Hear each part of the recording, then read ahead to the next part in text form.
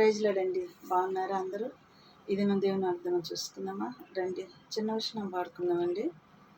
పచ్చిక గల చోట్ల పరుండ చేసితివి, జీవజలములు త్రాగనిచ్చితివి, నా ప్రాణమునకు సేద దీచితివి, నీతియు శాంతియు నాకిచ్చితివి, ఆనందమే పరమానందమే, ఆశ్రయపురమైన యేసయ్యా నీలో, ఆపత్కాలములన్నిటిలో ఆదరించిన అక్షయుడా నీకే స్తోత్రము.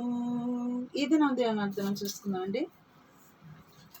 ఆదికాండం 15వ అధ్యాయము 2వ వచనం చూసుకుందామండి. అబ్రామ్, భయపడకుము, నేను నీకు కేడం, నీ బహుమానము అత్యధికమగునని చెప్పెను. అందుకు అబ్రహాం, ప్రభు అయిన యెహోవా, నాకేమిచ్చితినేమి? నేను సంతానము లేనివాడినై పోవచ్చున్నానే అని అబ్రహాము దేవుడితో మాట్లాడుతున్నాడు. ఇది నా వాగ్దానం అండి. నిన్ను నేను అత్యధికముగా నేను అభివృద్ధి చెందిస్తానని దేవుడి ఇదిను మాట్లాడుతున్నాడు. కాబట్టి మరి అభివృద్ధిలోకి తేవాలన్నా, మనం ఆశీర్వదించబడాలన్నా దేవుని మాటకి మనం లోబడి నడుచుకోవాలండి.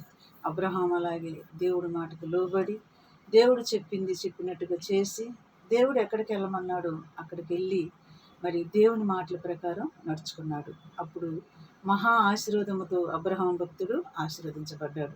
ఇది నా వాగ్దానం అండి. మరి ఇటు వాగ్దానాన్ని బట్టి మనం ఏం చేద్దాం? ప్రార్థన చేద్దామా?